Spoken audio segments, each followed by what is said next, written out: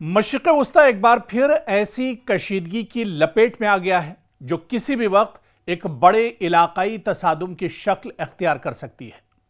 Iran की इस्लामी इनकलाबी guard core यानी IRGC ने अमेरिका के खिलाफ बड़ा जवाबी ऑपरेशन शुरू करते हुए बहरीन, कुवैत और उर्दन में वाक़े अमरीकी फौजी अड्डों और अहम तंसीबात को ड्रोन्स और बैलिस्टिक मिसाइलों से निशाना बनाने का दावा किया है। यह हमले ऐसे वक्त में किए गए जब गुज़िश्ता 2 रातों से अमरीकी सेंट्रल कमांड यानी सेंटकॉम ईरान के अंदर गहराई तक ईरान के कई शहरों पर फजाई हमले कर रही थी। अमरीकी फजाई कार्रवाइयों के बाद ईरान ने ऐलान किया है कि अब जवाब मैदाने जंग में दिया जाएगा। इसी ऐलान के बाद IRGC ने मुतादिद ड्रोन्स और बैलिस्टिक मिसाइल बैक वक्त मुख्तलिफ ममालिक में मौजूद अमरीकी अहदाफ की तरफ दाग दिए हैं। शुरुआती जानकारी के मुताबिक निशाना बनाए गए मकामात में दरअसल ये इलाके शामिल हैं जिनमें बहरीन में अमरीकी बहरिया का 5th फ्लीट हेडक्वार्टर तबाह हुआ है। कुवैत में अमरीकी फजाई और जमीनी फौजी अड्डों को निशाना ईरान ने बनाया है। इसी तरह से उर्दन में अमरीकी फौज की जो तंसीबात हैं, इंफ्रास्ट्रक्चर है, उसको ईरान ने तबाह बर्बाद किया है और इन हमलों में अमरीका को बड़ा नुकसान उठाना पड़ा है। खित्ते में अमरीकी फौज को अगरचे हाई अलर्ट पर रखा गया है, लेकिन डर और खौफ का माहौल यह है कि अमरीकी फौजी जेर जमीन पनाह लिए हुए हैं। और इधर ईरान का मौकफ है कि अमेरिका ने मुसलसल फजाई हमलों के जरिए उसकी खुद मुख्तारी की खिलाफ वर्जी की है, फौजी तंसीबात और अहम इंफ्रास्ट्रक्चर को निशाना बनाया है, जिसके जवाब में ईरान ने अपने दिफा का हक इस्तेमाल किया है। इधर बैलिस्टिक मिसाइल इंतहाई तेज रफ्तार होने के साथ साथ चंद मिनटों में अपने हदफ तक पहुंच सकते हैं, जबकि ड्रोन्स बहुत कम बुलंदी पर परवाज करते हुए फजाई दिफाई निजाम को चकमा देने की सलाहियत रखते हैं। इसी वजह से ईरान बैलिस्टिक मिसाइल और लेटेस्ट ड्रोन का इन हमलों में इस्तेमाल कर रहा है। आप देखिए कि दोनों का बैक वक्त इस्तेमाल किसी भी दिफाई निजाम के लिए बहुत बड़ा चैलेंज बन जाता है। और इस कशीदगी से सिर्फ ईरान और अमेरिका ही नहीं बल्कि यह पूरा खित्ता, इससे पहले की भी रिपोर्ट में जिस तरह से हमने आपको बताया डिटेल में कि यह पूरा खित्ता, पूरा रीजन जो खलीज अरब ममालिक है या पूरा जो खलीज है, यह दरअसल पूरा खित्ता मुतासिर हो सकता है, या यूं कहा जाए कि यह पूरा खित्ता बुरी तरह से मुतासिर है। और इस खित्ते की अगर बात करें तो इनमें चाहे बहरीन की बात करें, कुवैत की बात करें, उर्दन, इराक, कतर, सऊदी अरब, मुत्तहिदा अरब इमारात, दरअसल इन ममालिक में अमरीकी फौजी अड्डे मौजूद हैं। अमरीका के कई एयरबेस यहां पर मौजूद हैं। बड़ी तादाद में अमरीकी फौजी यहां पर हैं। इसलिए किसी भी नई कार्रवाई के असरात पूरे खलीजी खित्ते तक दरअसल फैल सकते हैं। और जानकारों के मुताबिक अगर अमेरिका ईरान के इन हमलों का भरपूर जवाब देता है और ईरान मजीद जवाबी कार्रवाइयां करता है तो सूरत हाल एक महदूद फौजी तनाज़े से निकलकर वसी इलाकाई जंग में तब्दील हो सकती है, जो अब एक तरह से नुमाया भी हो रही है। और इसमें अमेरिका के इत्तेहादी, अमेरिका के जो अलायंस हैं और ईरान के हिमायत याफ्ता मुसल्लह गिरोह भी एक तरह से शामिल हो सकते हैं।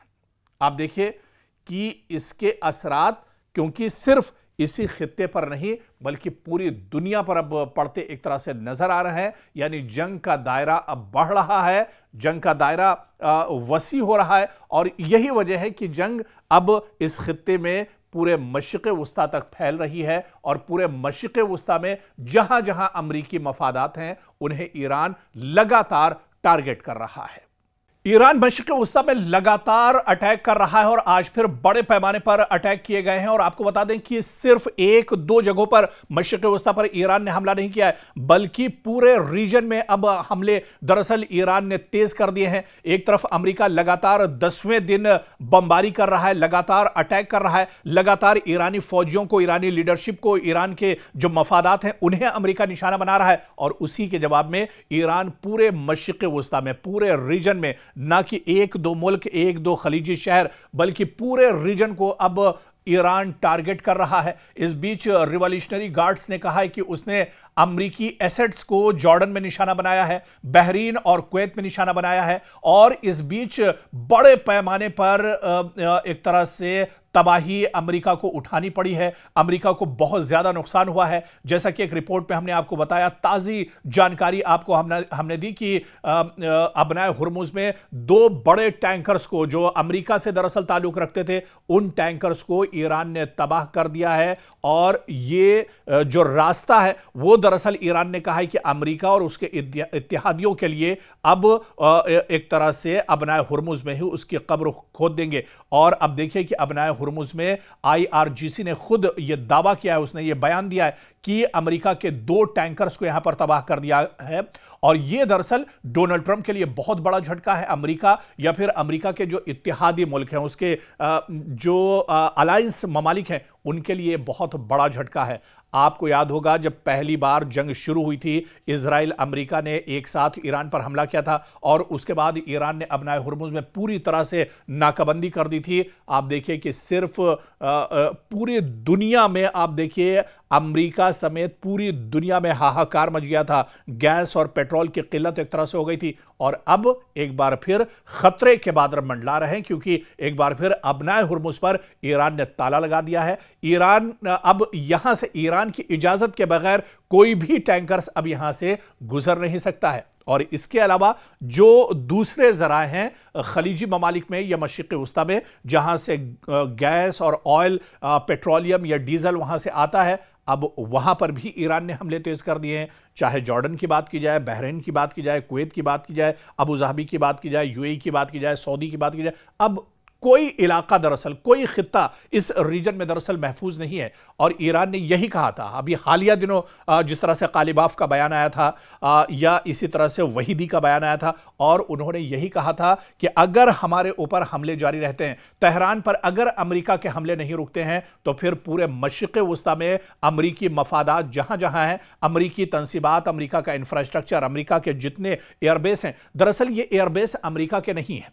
हम जिस तरह से कहते हैं कि अमेरिका के एयरबेस, दरअसल इस पर अमेरिका ने अपना तसल्लुत जमा रखा है। सऊदी दरअसल जो अरब ममालिक हैं वो अमेरिका के पिट्ठू हैं, अमेरिका के गुलाम हैं और उसके ही इशारे पर काम करते हैं। इस वजह से गल्फ के ममालिक ने और खलीजी ममालिक ने अपने इन एयरपोर्ट्स को अमेरिका को एक तरह से दिया हुआ है। अमेरिका यहां से अपनी नाजायज जो हरकतें हैं उनको एक तरह से पूरा करता है, नापाक हरकतों को एक तरह से पूरा करता है। और मशरिक़ वस्ता में चाहे ईरान की बात की जाए, चाहे शाम की बात की जाए, चाहे लेबनान की बात की जाए या फिर गजा की बात की जाए, इस तरह के ममालिक पर ये हमले करते हैं और मासूमों का खून बहाने के लिए इन एयरबेस का इस्तेमाल करते हैं। और ईरान को यह पता है कि अमेरिका की अगर कमर मशरिक़ वस्ता में तोड़नी है तो फिर एक तरह से मशरिक़ वस्ता में जहां जहां अमेरिका के एयरबेस हैं, चाहे इराक की बात करें, चाहे दूसरे जो खलीजी ममालिक हैं जहां बड़े एयरबेस हैं, चाहे कतर की बात करें, इन एयरबेस को अगर पूरी तरह से नेस्त नाबूद ईरान कर देता है तो ईरान को पता है कि अमेरिका की